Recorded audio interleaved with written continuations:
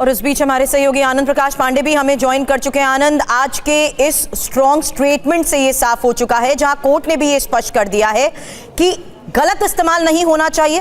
भाषा को लेकर भी उन्होंने एक बात इस लिहाज से कह दी कि भारत में शिक्षण संस्थानों में एकता दिखनी चाहिए।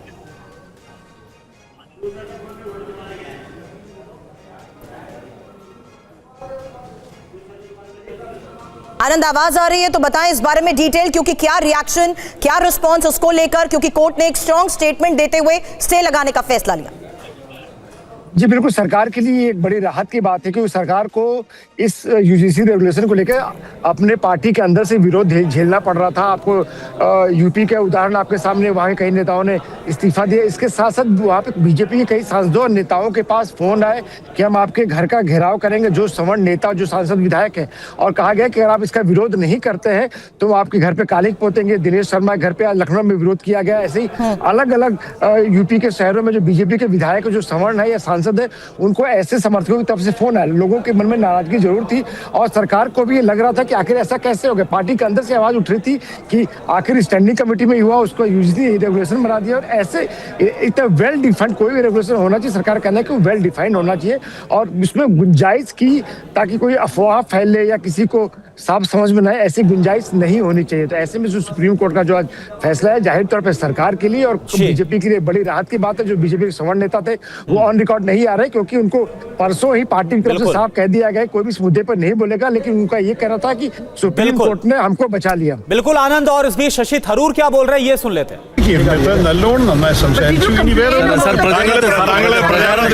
So, but are you satisfied with the meeting? What was discussed? Very satisfied. Very satisfied. You are satisfied now?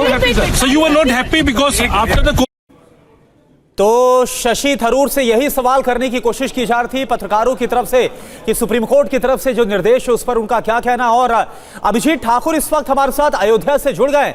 Abhijit, जब से ये जो नया नियम है जिसको लागू करने की बात सामने आई थी यूजीसी की तरफ से, उसके बाद से हम देख रहे थे यूपी में भी जमकर इसको लेकर विरोध था। लखनऊ यूनिवर्सिटी में हम देख रहे थे कैसे छात्र विरोध कर रहे थे। बीजेपी के अंदर भी इसका जो विरोध है देखने को मिल रहा था, इस्तीफे तक हुए थे। अब किस तरह से जब सुप्रीम कोर्ट की तरफ से निर्देश दिया गया है तो क्या प्रतिक्रिया सामने आ रही है, क्या कहा जा रहा है?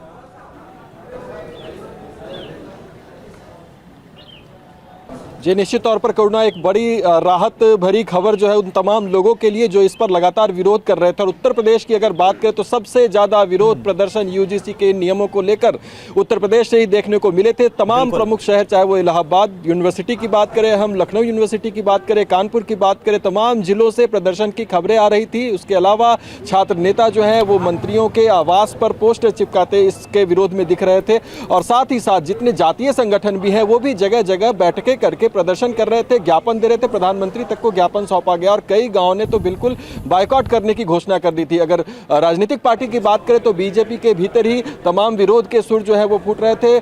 कद्दावर नेता भी कई इसमें सामने आए जिन्होंने खुलकर अपना विरोध जताया। और अगर बात करें तो जिला मंडल स्तर पर कई पदाधिकारियों ने तो इस्तीफा और सामूहिक इस्तीफे की भी तस्वीरें जो है वो लगातार सामने पिछले 3-4 दिनों से आ रही थी। लेकिन अब इस पर कहीं ना कहीं एक विराम लगेगा। सुप्रीम कोर्ट ने इस पर जो रोक लगाई है फिलहाल, वो एक बड़ी राहत की बात इसलिए है क्योंकि जो छात्र और इसके विरोध में एक प्रदर्शन का बिगुल जो है वो फूट रहा था, उसको रोकने में कहीं ना कहीं सुप्रीम कोर्ट का जो ये निर्णय है वो सहायक होने वाला है। तो फिलहाल ये विरोध प्रदर्शन रुक जाएंगे और सरकार के लिए राहत भरी खबर यह है कि सुप्रीम कोर्ट के निर्णय के बाद अब इस पर रोक लगी है, तो अगली सुनवाई तक तो कम से कम कोई विरोध या प्रदर्शन इस पर देखने को नहीं। बिल्कुल, अगली सुनवाई तक इंतजार करना होगा। अभिजीत, बहुत बड़ा निर्णय भी है, टिप्पणी भी है सुप्रीम कोर्ट की।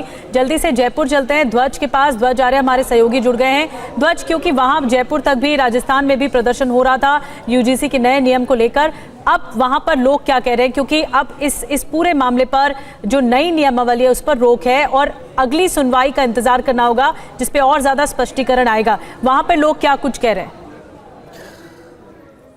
माताओं बहनों के देखिए, निश्चित तौर पर जो ये एक जो बड़ा डिसीजन आया सुप्रीम कोर्ट का और जिस तरीके से अगले आदेश तक इस फैसले पर रोक लगाई, राजस्थान में जिस तरीके से जो बात की जा रही थी, राजस्थान में जिस तरीके से ब्राह्मण, कायस्थ, राजपूत और उसके साथ साथ में जो वैश्य का एक S4 बनाया गया। मेरे साथ बालमुकुंद जा रही थी। सर, ये जो डिसीजन आया है, जो सुप्रीम कोर्ट का डिसीजन आया है, उसको लेकर क्या कहेंगे? सुप्रीम कोर्ट के डिसीजन को तो कुछ कह ही नहीं सकते। सुप्रीम कोर्ट है। सुप्रीम कोर्ट जो आदेश करेगा उसका पालन करेंगे।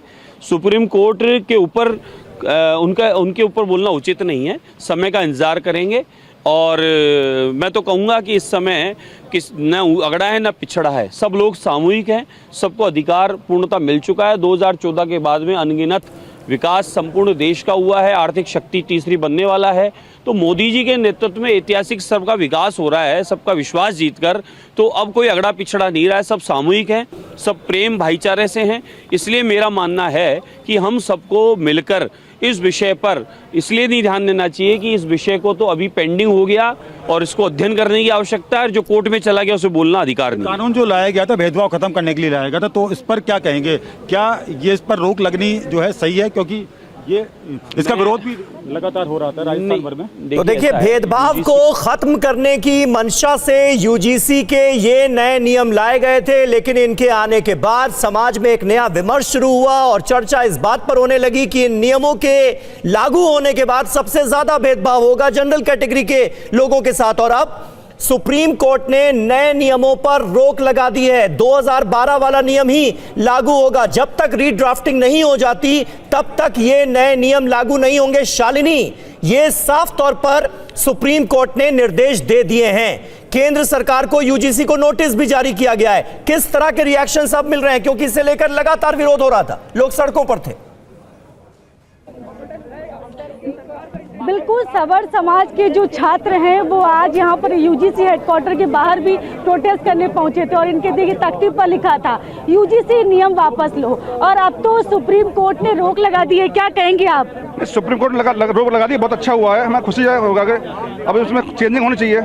क्या चेंज चाहते हैं आप? आपने ये जो एससी ने जो किया है, स्वर्ण के लिए कोई कानून नहीं, मतलब सीधा इल्जाम लगा दो बच्चों को। आप क्या कहेंगे? आप रोक लगा दी है 19 मार्च को, अगली ये रोक लगी है, वापस नहीं हुआ। हमारी मांग है कि इसको पूरा संपूर्ण रूप से इसको नष्ट किया जाए, इस कानून को, इसको वापस लिया जाए। और यानी कि हमें भी यहाँ भी जिस तरह आप जानते हैं कि एससी एक्ट का दुरुपयोग किया जाता है, वैसे इसका भी दुरुपयोग हमारे आने वाले बच्चों पे होने वाला है। और आप क्या कहेंगे? सम्मान वर्ग में जन्म, नाम क्या है? गौतम कुमार। स्वर्ण जन्म लेने का पाप है? पाप नहीं है ना। अगर यूजीसी एक्ट लगा है तो सबको समानता का अधिकार है। आप वैसा नहीं कर रहे हैं। आप ऐसा कहाँ कर? क्या चाहते क्या है कि वापस? तो क्या चाह रहे हैं? अभी तो अगली सुनवाई 5 अगर वापस नहीं ले रहे हैं तो उसमें वो सुधार करें उसमें। अगर वापस नहीं लेंगे तो अगर आपको देना अधिकार तो सबको एक समान दीजिए अधिकार है।